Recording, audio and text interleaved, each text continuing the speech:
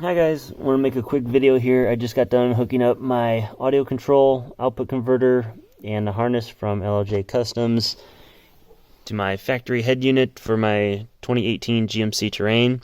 It was probably the easiest install that I've ever done. I only had to take off one panel down here in the passenger side floor.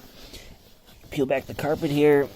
You can see the factory stereo, this gray box here. There's two plugs coming into it, the green one and the gray one here. The green is your power and control to the head unit, and the gray one is your speakers.